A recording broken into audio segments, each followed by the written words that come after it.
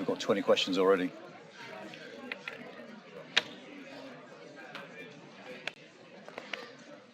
Hi, everyone. Welcome to this latest in the UK and Changing Europe Unlock series.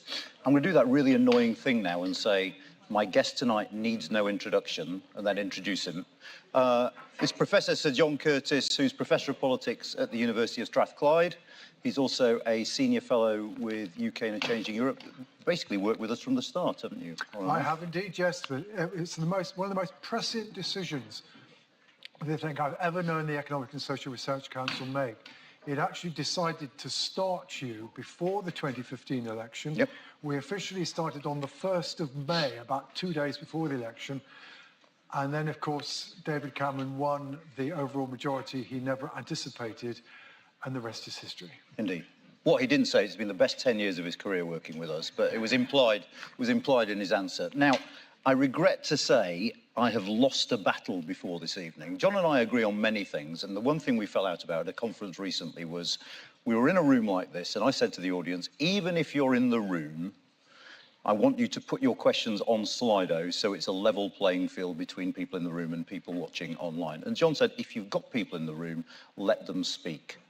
So even though it goes against all my instincts, because I like to be in control, we have got roving mics. And I will say two things to you.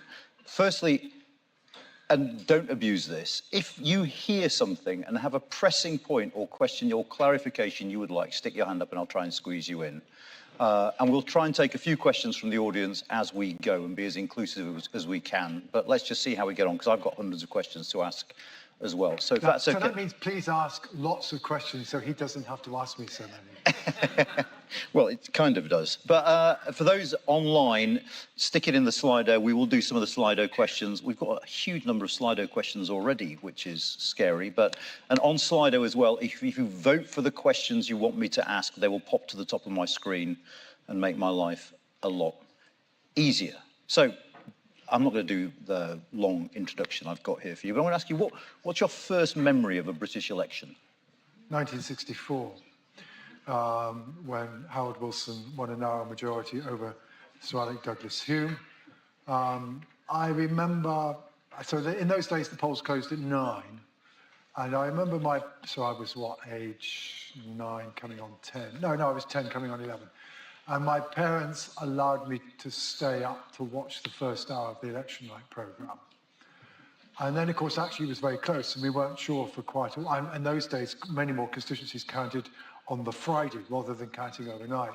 So it was unclear throughout for quite a while on Friday whether Wilson was going to get his majority or not.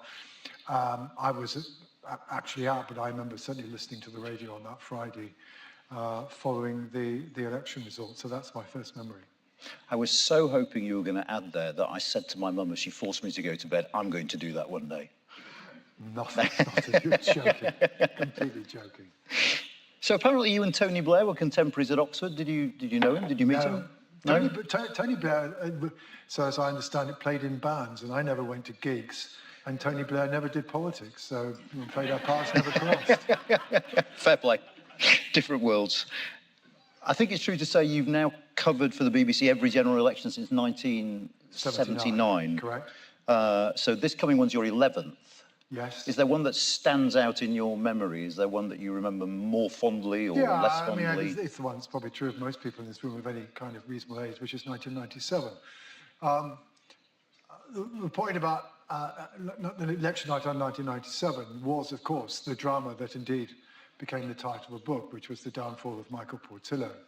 But the particular reason why I remember it is that I had at that stage, working for the BBC as a producer was Sean O'Grady, who has long since been a commentator on The Independent. And I got to know Sean when he was a producer on the Record.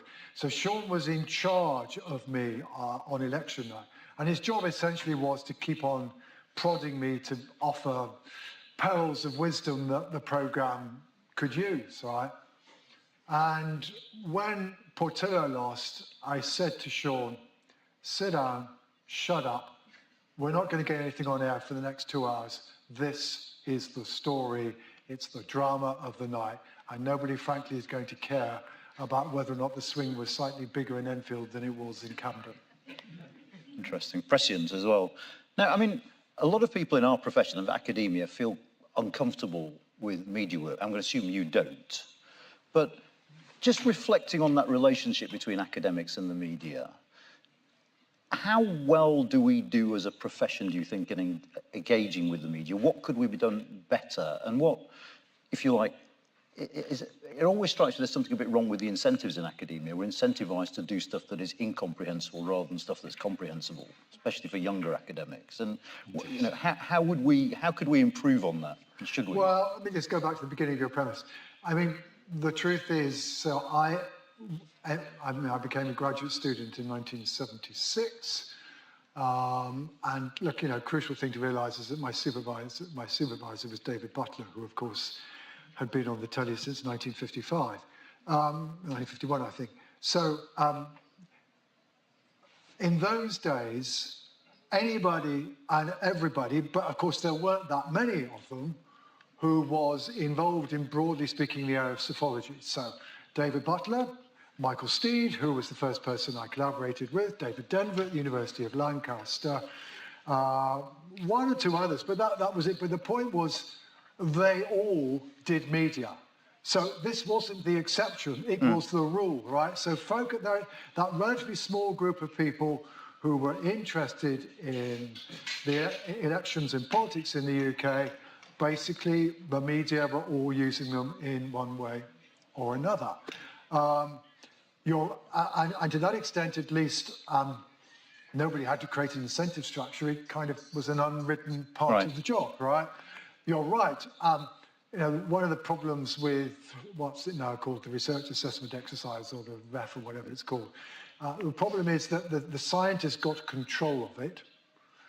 And again, you know, when I started as an academic, basically the only things that people put into academic journals were things they couldn't find anywhere else to publish.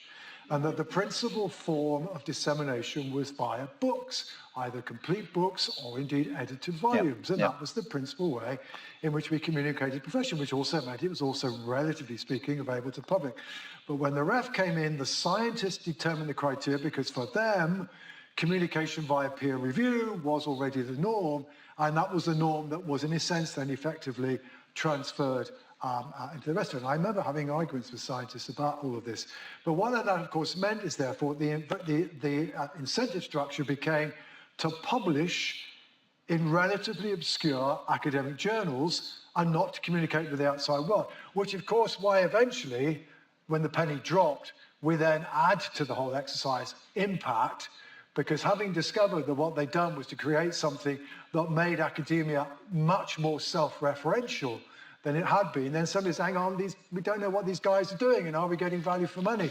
So now we try to create another incentive on top of the existing incentive, which goes in one direction, in order to try and persuade people to engage with the outside world in some way or another.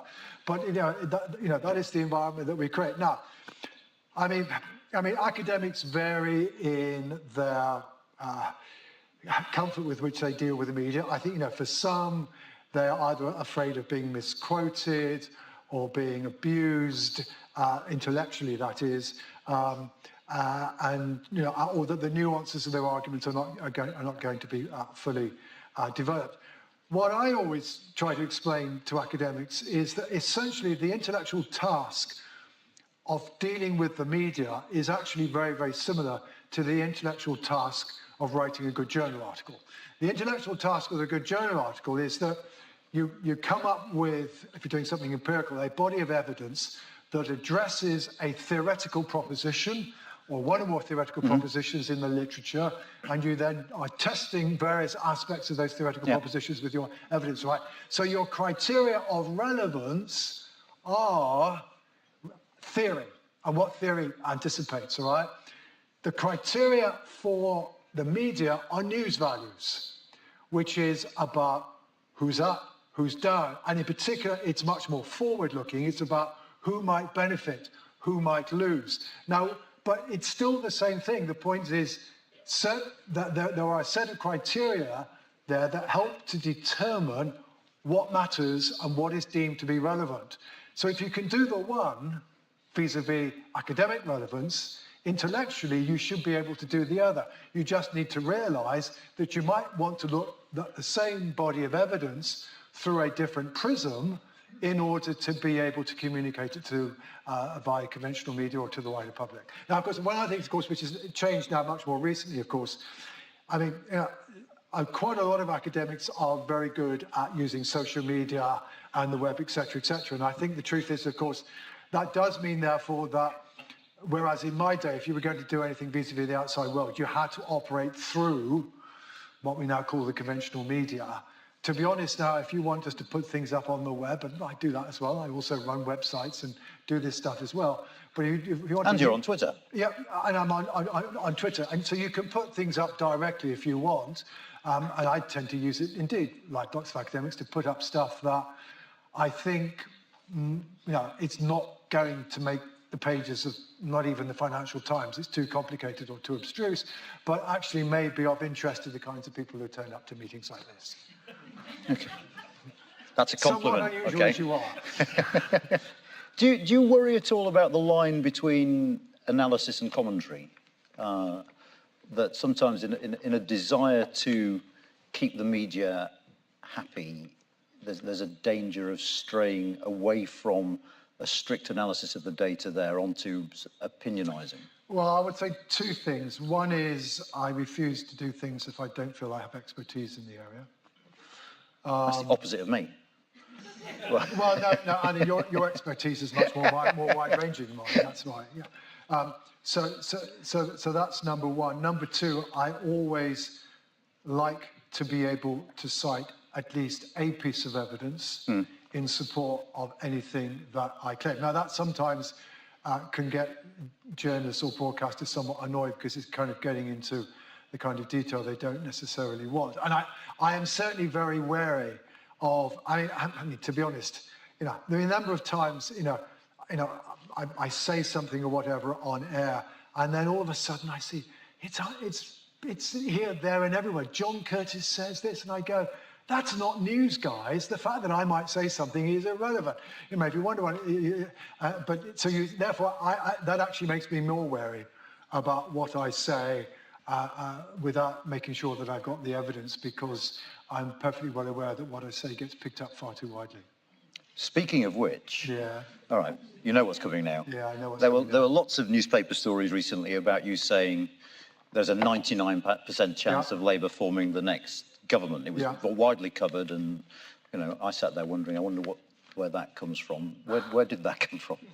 Well, I should say, first of all, it's not the first time I'd said it in the public domain. Indeed, I had said it on one or two broadcasts I'd done.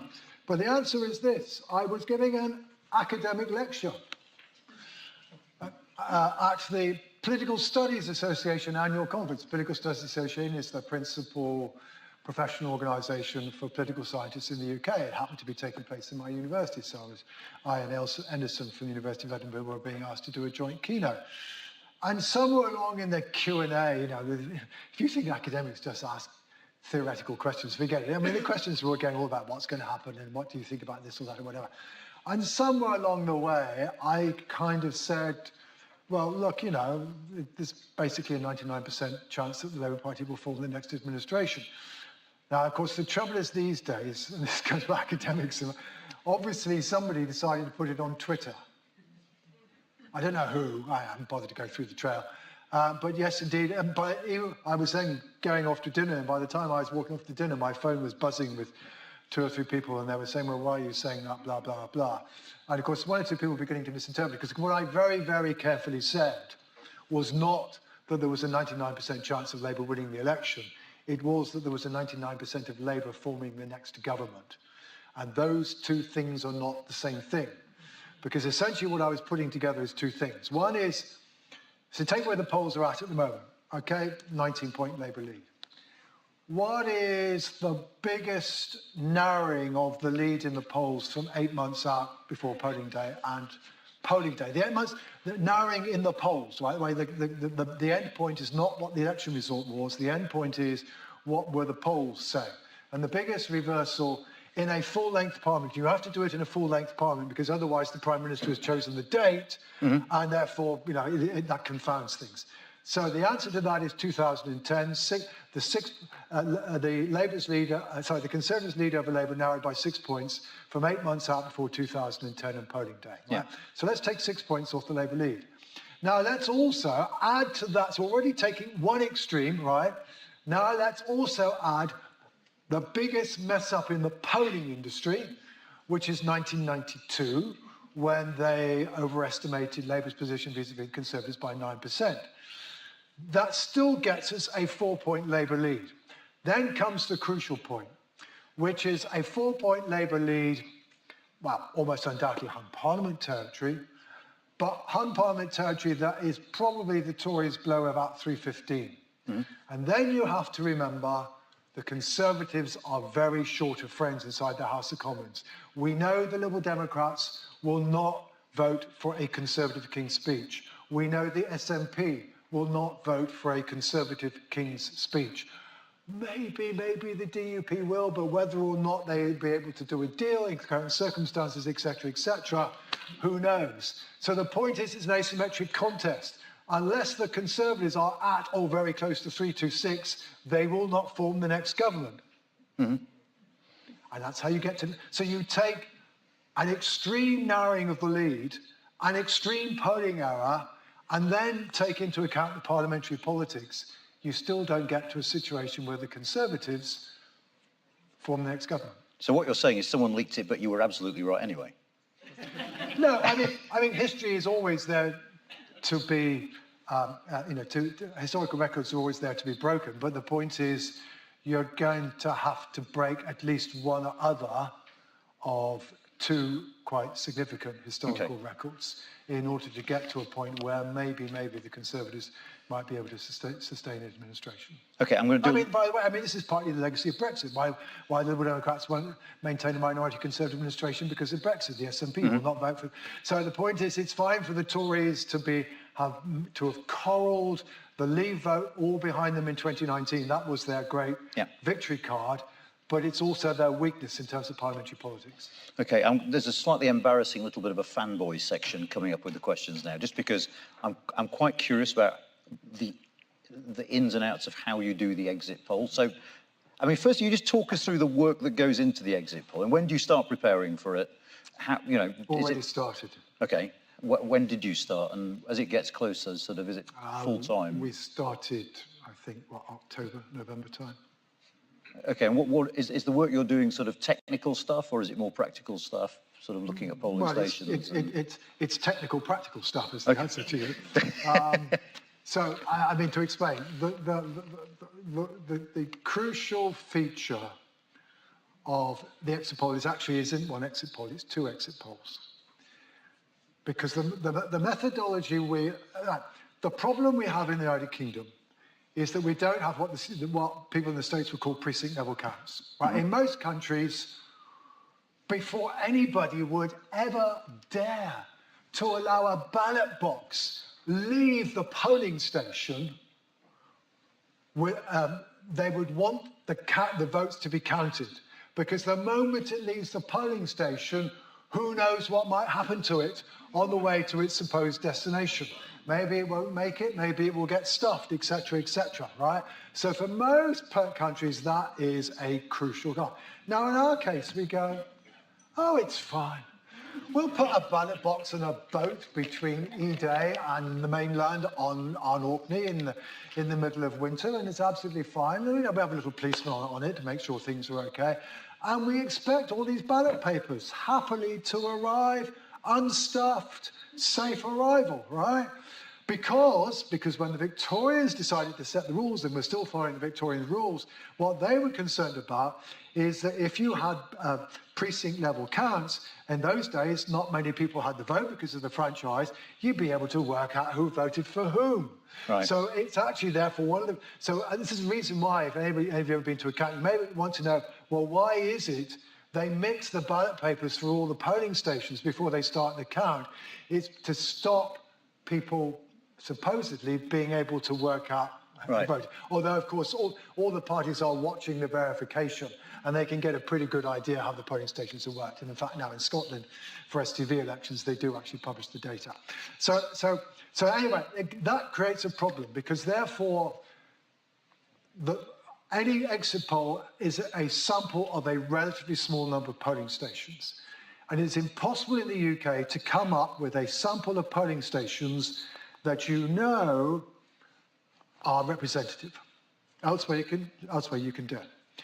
Now, and the person here who deserves the credit is David Firth, who's a statistician at the University of Warwick, who had, for a while, been working on the prediction programme for the UK. He's from Wakefield, by the way. Right, go on. And David's crucial piece of advice was well, look, sure, the level of support for the parties varies dramatically from one constituency to another. Mm-hmm. But the change in support doesn't vary anything like so much. So therefore, it's easier to estimate the change in share than it is the level of share, okay? And that, so long as you then model the data thereafter, which is what we do, pretty much any sample of polling stations will do. But of course, what you therefore need is information on how that polling station voted at the last election. Where does that information come from? Ideally, the last exit poll. So what the technical work we're engaged in at the moment, of course, is that unfortunately, returning officers change the boundaries of polling districts occasionally. And so there's a lot of work going on at the moment, find where is it changed, can we still go back there anyway because it's still sufficiently similar, or are we going to have to go to somewhere else? And then Roger Mortimer of Ipsos Mori, who's very, very good at this, gets a load of data together, and we try to find a new polling station that's typical of the constituency, and sometimes it works and sometimes it doesn't. So the point, therefore, why we're already doing preparatory work is that work of, has the polling station, well, first of all, is it still the same polling station, or if they move the polling station, can we still put interviewers outside there? And has the polling district changed significantly or not? And then also, we may also want to do some work adjusting the sample. That's the kind of work that's going on at the moment. And it's kind of really detailed, nose-grinding work, but it's crucial. And how big is your team then? It sounds like there's a huge amount of preparatory work. So how big is the exit poll team? Well, I mean, on the analysis side, 1, 2, 3, 4, about half a dozen of us. But most of the work at this stage is being done by myself and 2 or 3 people in Ipsos. Okay, this is actually the question I really want the answer to, which is at what time do you have your number, and how many people know before 10 o'clock? We get data continuously throughout the day. All right. And usually, I mean, the data do move, but basically Labour voters come out somewhat later. But usually we pretty much know what's going to happen by 2 o'clock in the afternoon. And you never text me? Because I hate to disappoint you, and I could end up in jail for doing so, right? It's against the law to publish any information based on how people have actually voted before 10 o'clock on polling day. So the answer to your second question, as few people as possible, as late as possible, because we basically don't want it to leak. And we go, I mean, there are all sorts of security procedures which I won't go into, but one thing I will tell you is I do not have this on polling day. Once we go into the exit poll room, nobody who has access to the data has this, and we give them all to a BBC producer. And the only call that anybody is allowed to accept is to their partner saying, "I'm terribly sorry, but I've just thrown our baby into the river." And that conversation has to take place in front of a witness. But otherwise, basically, we cannot be contacted. And that's not because I don't trust my colleagues. It's because it's protection, because I, therefore, am always able to, because occasionally things do shall we say, circulate rather more widely than desirable in the last 15 minutes or so, I can always say hand on heart, it wasn't us, because we didn't have any means of distributing it. I've got all these images of a sort of Oscars-style envelope being opened by you in some darkened room at the moment. But... No, it's a bit more prosaic than that. So, I mean, I know you didn't do an exit poll, but for a pollster, what's the difference with doing a referendum, between doing a referendum and a general election? Is a referendum easier? Is it harder? Are there methodological issues for you in your role? No, it's pretty similar, at least in terms of forecasting the outcome once you've got the results coming in.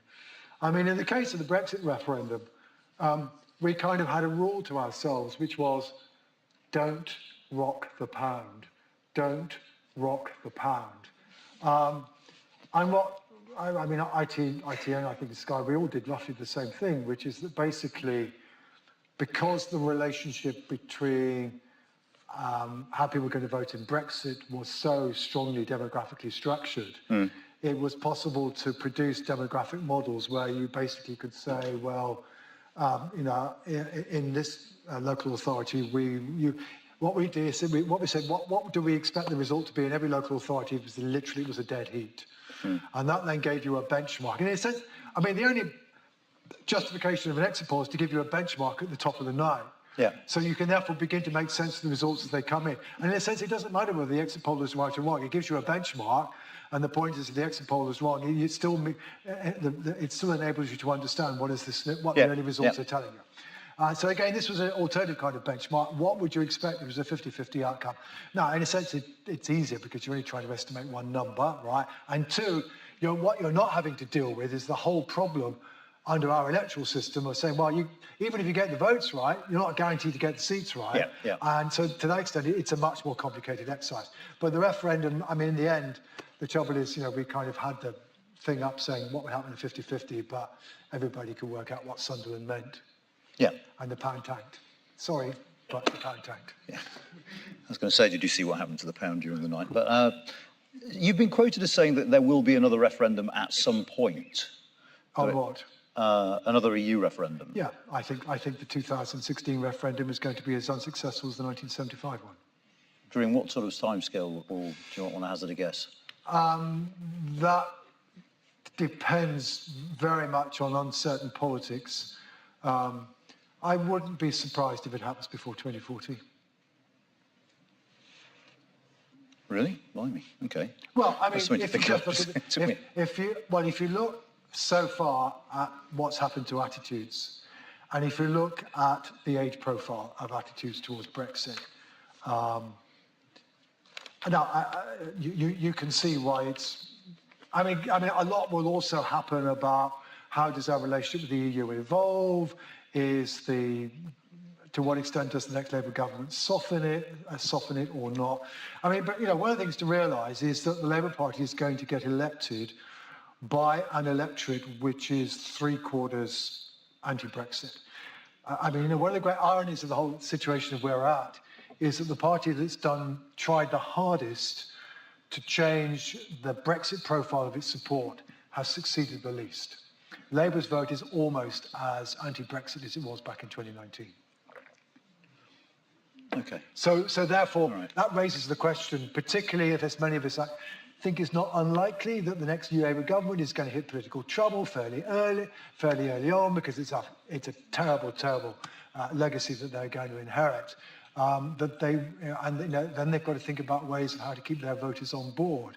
And a lot of their voters would be hoping that the Labour government would do something about the EU, which is perhaps rather more than the Labour Party is currently saying it wants to do on the EU. But do we know that these people are anti-Brexit in a kind of, I'm not just anti-Brexit, but Brexit is a really important issue for me, or, yeah, I wish we'd voted Remain, but actually I don't really, it's not a fight I'm interested in at the moment, because the salience issue matters, doesn't it? My answer to you, Annan, is that on all the measures that I can see, people on the Remain side argument are much more emotionally committed to their side, right? So it's the complete opposite of the stereotype. I mean, the claim was it was the Remainers who were the wise intellectuals who knew what they were doing, and the Leavers were the emotional folk who were engaging in a bit of a knee-jerk reaction. It's not true. I mean, this is not true. It is Remainers who are but still the folk who are much more strongly committed to their side of the argument. That doesn't mean to say, however, that they're always consistent in their views. And I'm giving a lecture tomorrow at University of Greenwich that will suggest that, you can also see how the softening of Brexit, depending on how it's sold, could also create a certain amount of difficulty for another Labour government as well. But that's another story for another day. Yeah, OK. I want to turn to talking about this government. And I suppose the first obvious question is, I mean, from where you sit with your expertise on the polls, is there anything Rishi Sunak could or should be doing that would help turn things round? Or is this basically, I mean, the polls have been pretty consistent for a while now. Yeah, I mean, there are three things that Mr. Sunak has always needed to do. The first is to distance himself as strongly as possible from his two predecessors. Because we are where we are because of his two predecessors, right? It's Johnson and Partygate and trust in the fiscal event. These are the only two things you need to know about this parliament to understand why we are where we are, okay?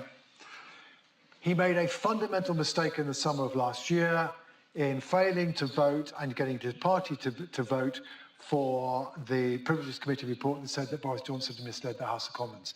Such progress as the Conservatives had made, not that great as it was, in reversing the damage done to Liz Truss was basically thrown away in an instant. The Tory vote very, very clearly fell away after the 17th of June last year.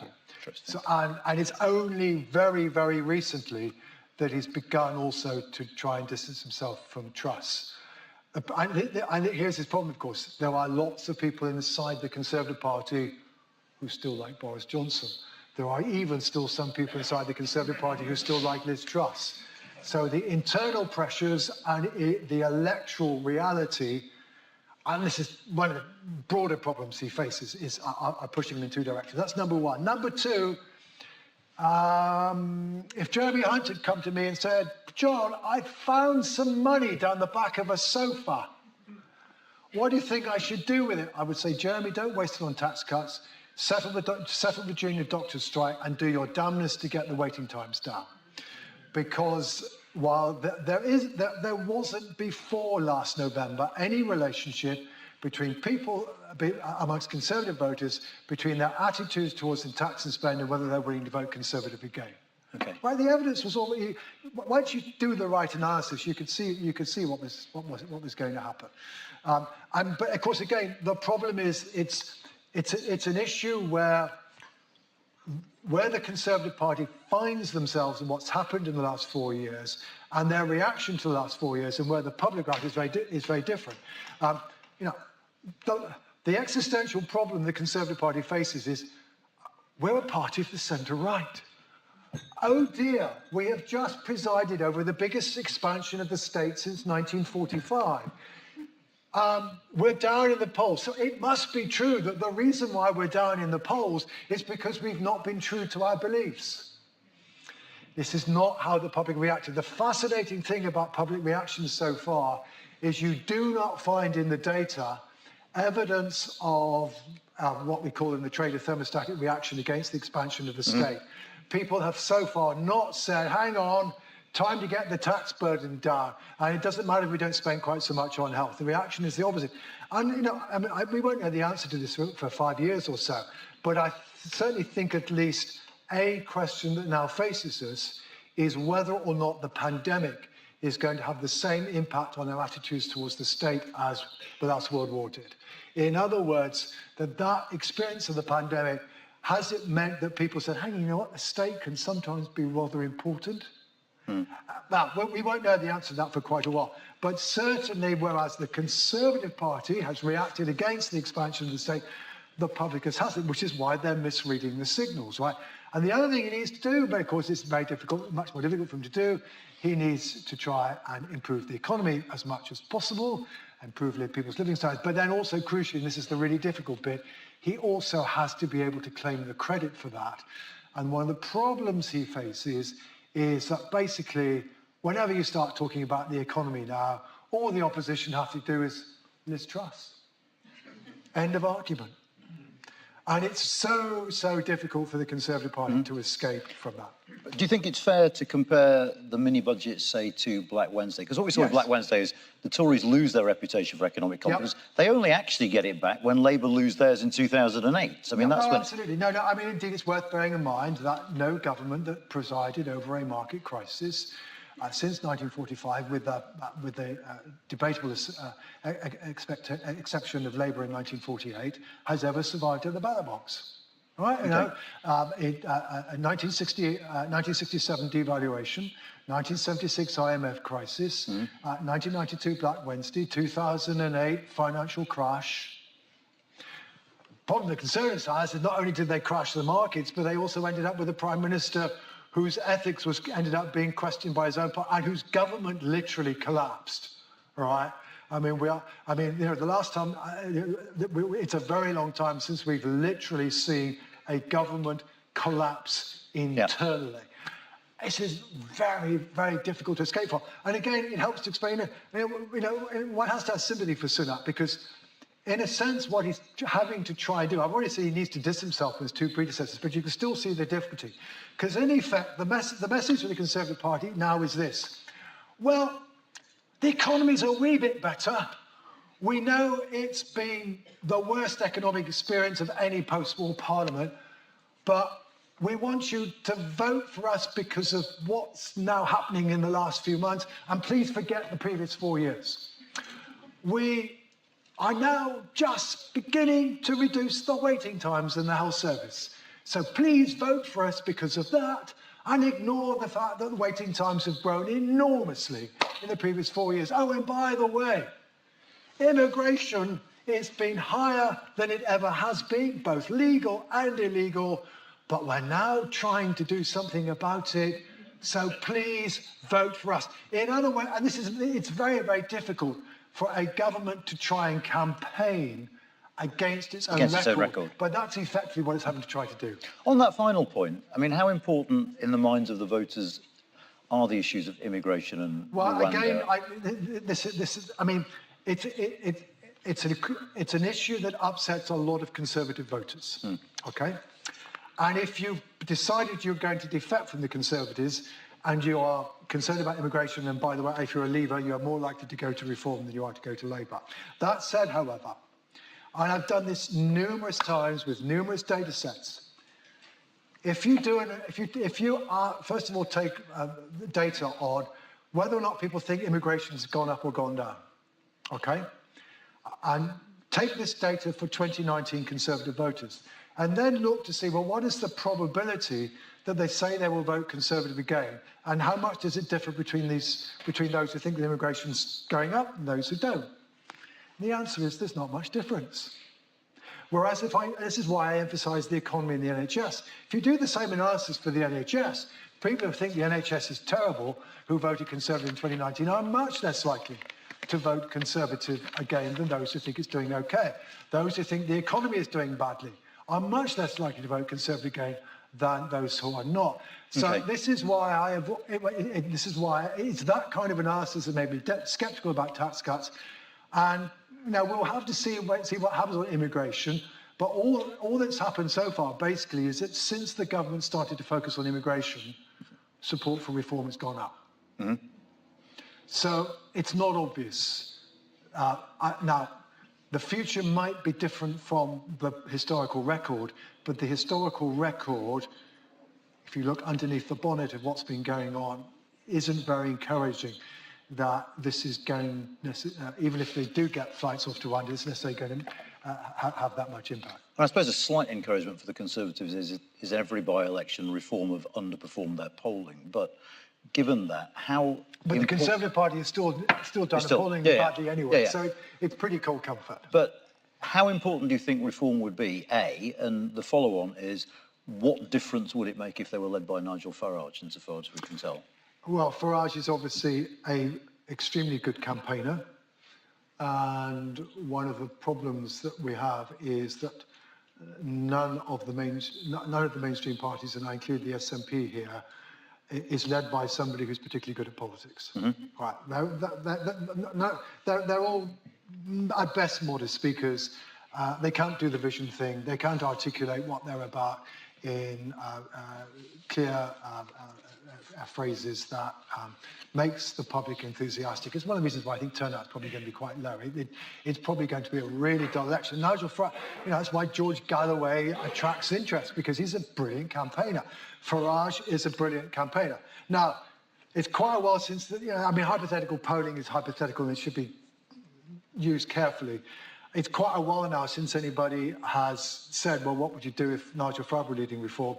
I think level of support for Reform is now already at the level of support it was suggested when that exercise was last done. Okay. So maybe now it wouldn't have that much impact.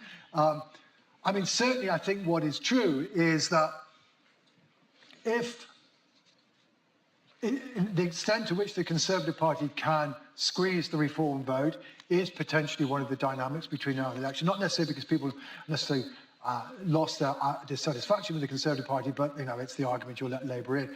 But then equally also, Labour will be looking to squeeze the Green vote as well, which is also, by the way, at a higher level in national polling than it's ever previously been.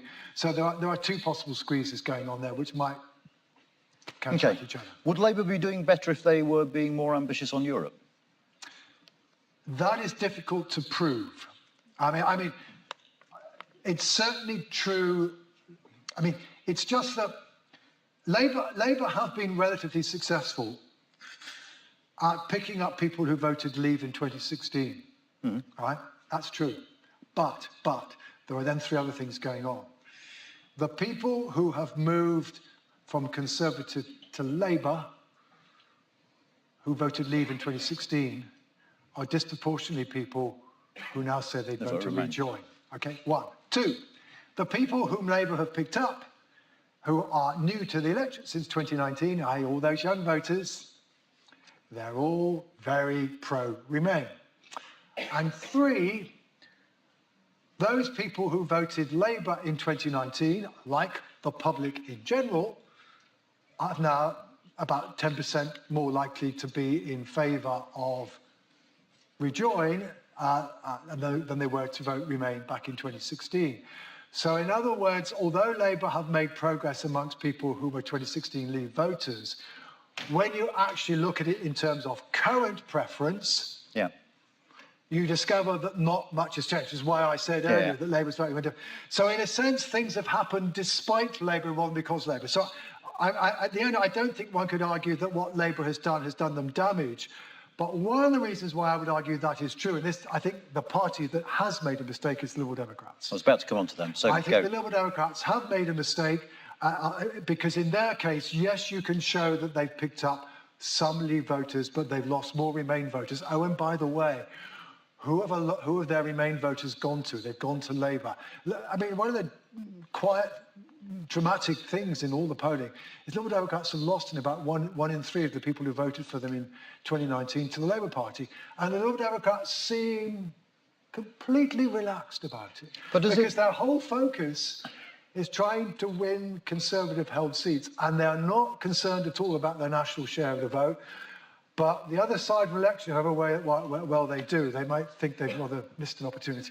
But doesn't that kind of make sense? If you're targeting a certain number of seats with pretty local campaigns, isn't it sensible, particularly after a jarring electoral experience where you come second in loads of seats and end up very, very few MPs, doesn't it make sense for them to target certain seats where they're pretty confident of winning MPs? Yeah, of course, the targeting is fine. But the question is whether that's all you should be doing. Because the risk they're taking, well, first of all, they're betting the farm on the Conservatives doing badly. Yeah. Right? If the Conservatives start to recover in the polls, the Liberal Democrats' prospects in terms of seats will suddenly diminish quite quickly. Point one. Point two, think about it this way. Let's say it works. And the Liberal Democrats, with 10% of the vote, have 30 seats in the House of Commons. They regain the position as the third party in the House of Commons because the SNP haven't done that well. And then there isn't fratricidal warfare inside the Conservative Party. The Labour government struggles and is rapidly unpopular. And the Conservative Party begins to recover. Lo and behold, you've got 30 MPs up a creek without a paddle. Because the party's own vote's not gone up, they have completely failed to enhance their position and insulate their position against the possibility that the Conservative Party at some point in the future is not going to be as unpopular as it is now. So I think focusing entirely on that, and with that also, and in particular, given that you can show that the principal loss of support by the Liberal Democrats is to Labour, you might actually want to attack the Labour Party as well as the Conservative Party, even though you might want to say, well, they're not as bad as the Tories, but you might want to win those voters back. But no apparent effort is being made to do so.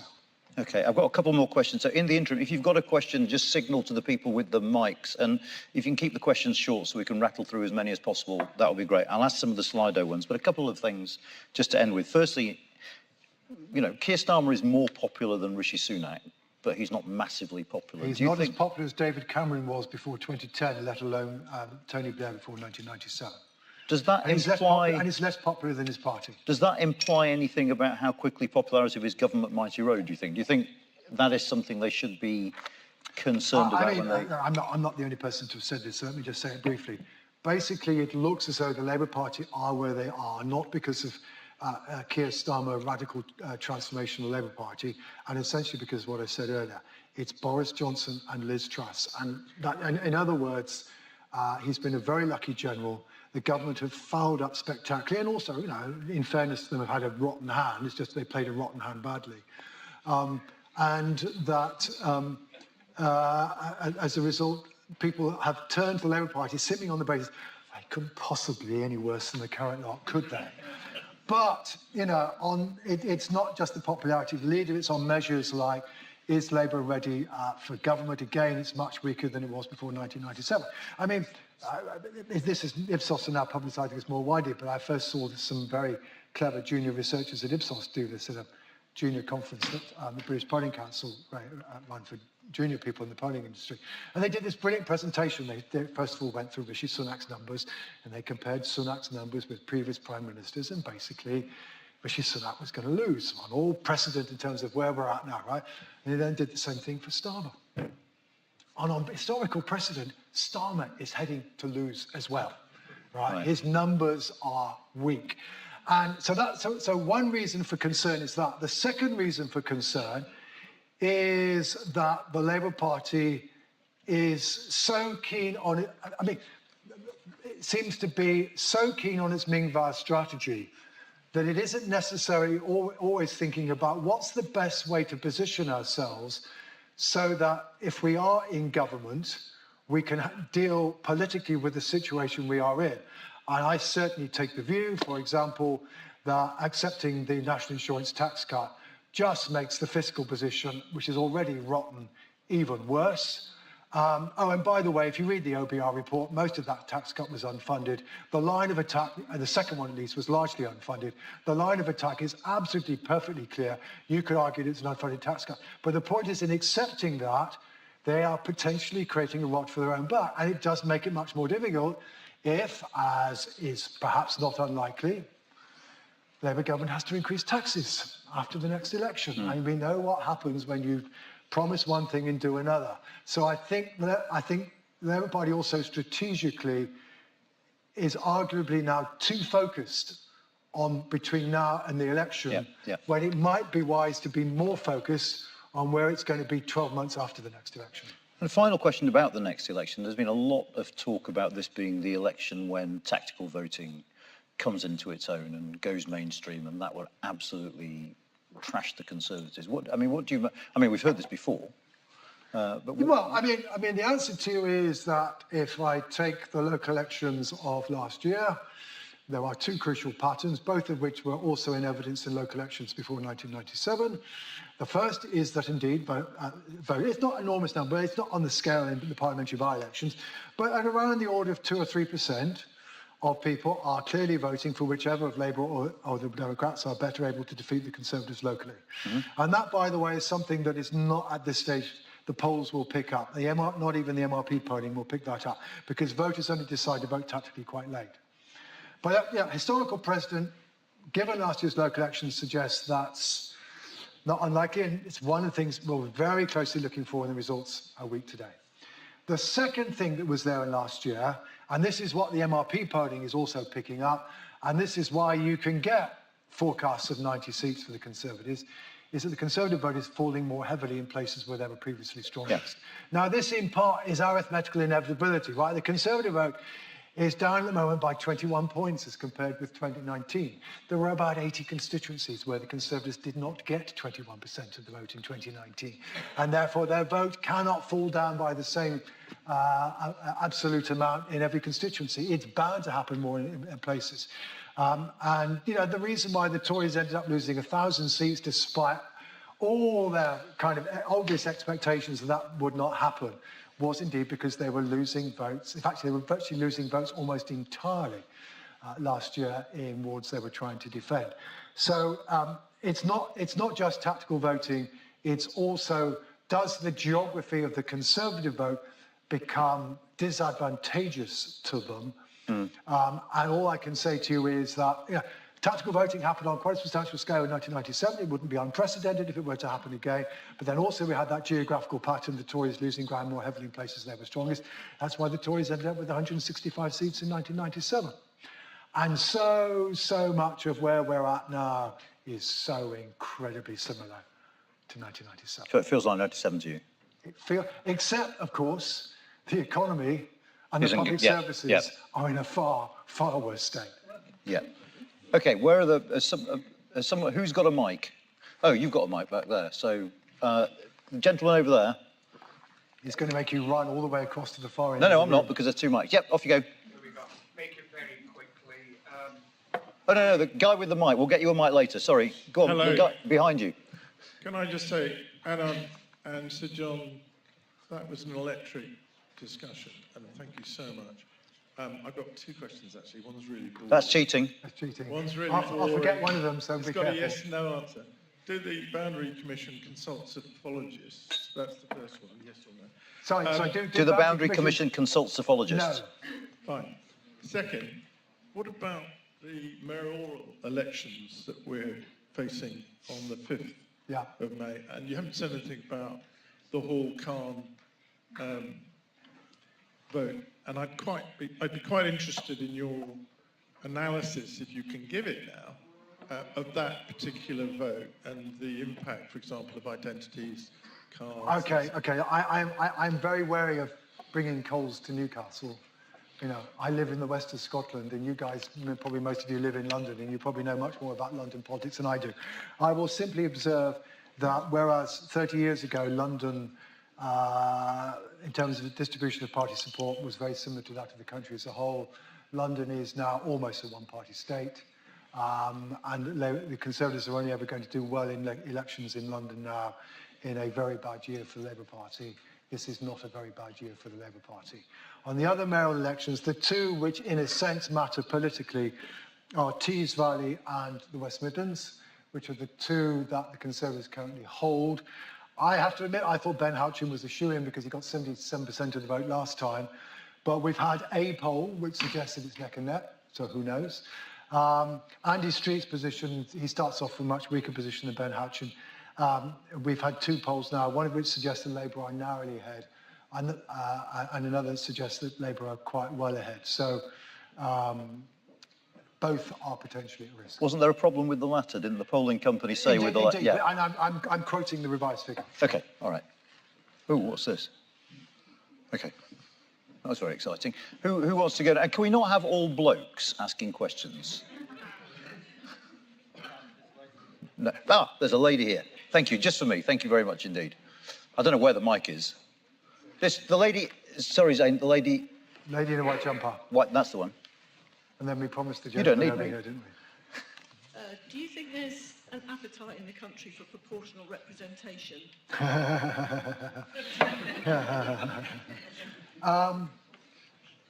Interestingly, one of the British social activists, we have a question we've been asking ever since the mid-1980s, which is quite a tough one. It basically articulates the arguments on two sides. So do you think that we should change the electoral system so that it's fairer to smaller parties, or should we keep the current system because it ensures that, we have single-party government.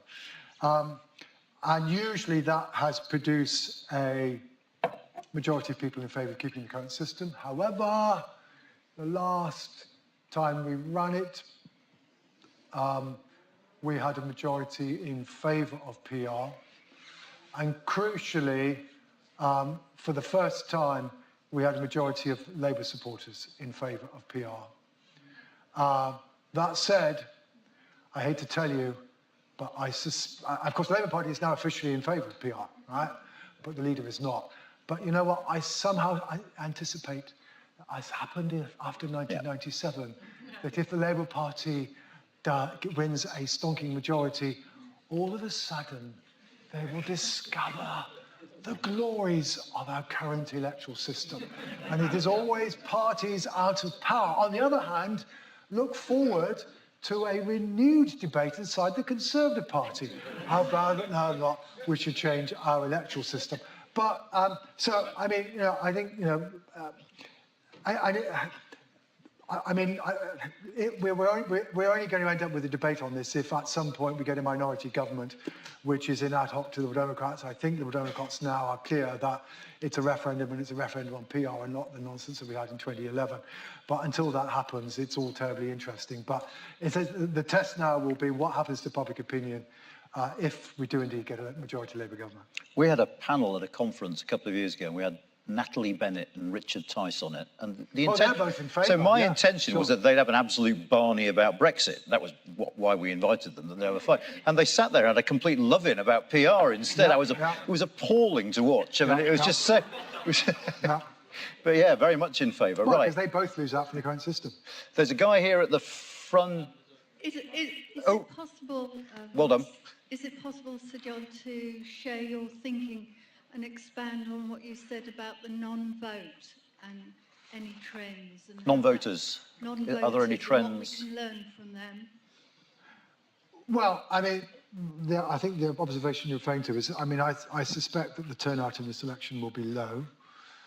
We know why is that? Yeah, that's just what I'm going to explain. All right. So we know two things we know from history.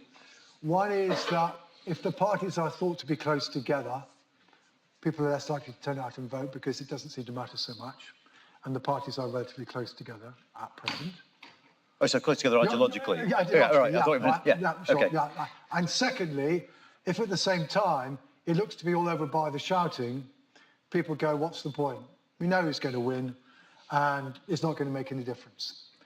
To that, and this election is added what I was also referring to, which is that we've got to, I mean, I've kind of gone back in my mind. I think this is the first time since 1945 that all of the parties are led by somebody who's pretty dull and doesn't excite the electorate. I mean, if you think about it, at least there was always Jeremy Thorpe, right? I mean, the Liberal Democrats at least nearly always, or the Liberal Party before then, because it seemed to be essential to them, had a leader who was charismatic, could reach out to the wider public. None of them can at the moment. It's a remarkably weak bunch on that criterion. I mean, they have many other skills, I should say, right? Rishi Sunak loves a spreadsheet. That's just not make you a good politician. Sir Keir Starmer is brilliant at filleting other people's arguments. But your job as leader is to come up with your own argument, and that's more difficult. Ed Davey is very nice. He clearly looks after his disabled son extremely well, but his game doesn't attract public attention. And Humza Yousaf, nice chap, no charisma. And none of them have succeeded in articulating a vision. Who does low turnout help, do you think? Doesn't make any difference, because I suspect, one suspects it wouldn't be surprised if Tory voters are somewhat more likely to stay at home just simply because so many of them are disenchanted, but therefore just find it easy to stay at home. And does the polling make a difference? So, I mean, if people suddenly say, oh my God, Labour are going to win by a landslide, we don't want a landslide, does that alter perception? The answer to it, that is, it's now quite old, but there is a lovely academic article in academic journal. Occasionally academic articles are worth reading, by the way. And this one is lovely because it basically shows that for every election in which there was a so-called bandwagon effect where voters seemingly, the lead of the party in the head of the polls expanded. There's another one that has the reverse effect. So basically there's no firm rule. Okay. What shifts the polls are arguments and events. Sir John, you're a fascinating individual, and I'd like to ask a question about you. You bring to mind a wizard, perhaps Gandalf, who exists in dark spaces and finds out mysterious things and comes out and tells the world what will happen. But even Gandalf chose a side. He chose between Sauron and the hobbits. Could you make it quick, please? We've got loads of other people waiting. Without asking which way, are you, in your position, able to take a political position for yourself? I try very, very hardly always to be impartial. Most of my answers are on the one hand and on the other hand, because a party's position is never 100% secure. And in particular, I'm not going to give you any more than this, but I am particularly keen to test either things that I've said before to check they're still true, or the evidence for anything where, I might think privately, that's a rather good thing. Those are the things that, above all, you need to make sure that you've tested the evidence as much as you can, and to look for anything that might raise a question mark about basically your prior dispositions. And that's how I operate. But you occasionally get into fights with the party. I remember back in the Hartlepool by-election, that weekend of the local elections, the Labour Party got quite it was 2022 the Labour Party were upset. Yeah. Because they felt that, basically we cut across their narrative. I mean, one of our jobs on election night is that, politicians will always claim, we've done brilliantly, or, well, look at the result in Tinbridge. We've done brilliantly in Tinbridge. Ignore the rest of the country. We've done brilliantly in Tinbridge, right? Et cetera, et cetera. They will always cherry pick. Yeah. And our job is to, sometimes it's to agree with the narrative. I think last year, actually, for the most part, we raised a few questions. Certainly in recent parliamentary by-elections, there's been no way you could say anything other the Labour Party have done well. You just can't gainsay it, right? But that in the 2022 elections, the Labour Party, I think the thing they really didn't like is that we gently pointed out that their performance wasn't actually any better than that of Jeremy Corbyn in his first year of local elections. And shall we say, that kind of put salt into the wound. But the point is, our job there is to try to give the viewer or the listener an honest account of what we think the evidence is. And that will sometimes, therefore, mean that we are challenging the spin on the results that the party are coming up with. In a sense that I almost take that to be part of our job. So we're not necessarily in an adversarial relationship with the political parties, but we are certainly in a critical relationship, and we always have to be. Oh, you've been waiting for ages, haven't you? There's a guy at the front in the brown coat. My eyesight is so... Oh, they're ignoring me. Okay. Hi. My question is, how important do you think the younger vote will be in this next election? Well, the short answer to is the Labour Party is overwhelmingly popular amongst younger people. The question is how many of them turn out to vote. I'm afraid, it is one of the almost iron laws of psephology is that younger people are less likely to vote. It's just that eventually they grow up and they become more likely to vote. So the question is how many of them turn out to vote. And of course the age profile means they're by a relatively small section of the electorate by some historical standards. There's loads of questions on here about what impact you think voter ID might have on turnout. This is a difficult subject. Of course, the statistical analysis was done at the last local elections, and the proportion of people who are known to have turned up, been turned away, and failed to come back again was, a very small proportion. Right? So, but of course, the argument then is, but what about the people who never got to being refused because they went to the door and they were advised, you haven't got your ID, so you won't be able to vote. And that has just created uncertainty, which has enabled those on both sides of the argument to... Right. Now, I have to say on this subject, I am probably in a minority, but I partly because I have some experience of the international observation elections. Basically, not requiring people to provide ID means that we're not up to what are normally recognised international standards. The problem, of course, we have, however, as a country is that we don't have ID cards. If we had ID cards, there's no argument. And then, of course, what is true is that, shall we say, it is perhaps not unreasonable to argue that there's been a somewhat seemingly selective, a somewhat unquestionable selection made of the forms of ID that we're willing to accept. And I think certainly that's unfortunate. And to be honest, in an ideal world, what would have happened is that this is one of those things that would have been done on a cross-party basis. It would have been an understanding that maybe if we're going to maintain OECD standards, we perhaps ought to do something. We've already done it in Northern Ireland for quite a while, where there was evidence of corruption. It's true, there isn't much evidence here, and postal voting is arguably much more of a problem. But if you're going to argue that there is an international case for doing something about it, it would be much better done on a bipartisan basis with an agreement about what the forms of ID should be. Last year, on the day of the local elections, I was absolutely chuffed with myself because I picked up my passport, sent a WhatsApp of myself holding it to the whole team saying, I remembered, walked down to the polling station, and we weren't having bloody local elections where I live, so it was a complete farce. No. But you do this year, I think. Yeah. Gentleman there. Thank you. How important will the expatriate vote be? Given, especially, one assumes it's quite important, given the extraordinary amount of time and money that the Conservatives have spent on trying to gather it. That question was how important the expat vote will be. Right. The history of this is, sorry, I won't be able to quote the numbers off the top of my head, but the history of this, of course, is, so what's happened for everybody is that now, it doesn't matter how long you've been out of the country, you can claim the right to vote. And this is something that the Conservative Party has pursued. The truth is that, and in principle, it's whatever it is it 2 million people who are thought to have the right, potentially the right to vote, whatever the number is. The truth is, in practice, the number of people who avail themselves of it has historically been very low.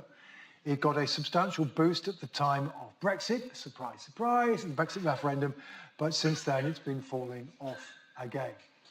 So I think at the moment it's, 80, 90,000 people on the register, question mark. And then, of course, while it might once have been true that people who are British citizens living abroad might have been more likely to vote for the Conservative Party, not entirely obvious anymore that that's going to be true, at least for those living inside the European Union. So probably not going to, I mean, A, how many, there aren't probably going to be that many of them, and B, I mean, I suspect they'll be quite divided in terms of how they vote. But in the end of the day, none of us know, because nobody has any reliable data on the voting preferences of expats. Oh, you've got it. Brilliant, fantastic. Despite me, well done. How do you expect, how do you think the Lib Dems may fare in their by-election gains, and with Caroline Lucas standing down, how the Greens may fare in Brighton Pavilion? The Liberal Democrats must have a pretty good chance of hanging on quite a few of the by-elections. Some of them perhaps, I mean, I guess North Shropshire might be regarded as the most difficult one to defend, just simply because there is absolutely no prior evidence of it being Liberal Democrat territory, whereas Tiverton and Honiton, yes, Cheshire. Some of us mentioned when the late 8 MP for Cheshire and Amersham died, some of us, unfortunately, widely respected across the House.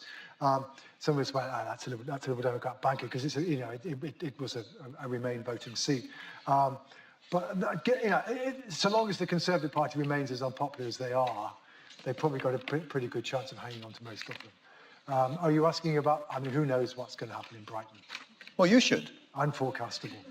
I know, so you asked me earlier about the difference between commentary and analysis, right? Okay, touche. If I do not have evidence, I am happy to say so.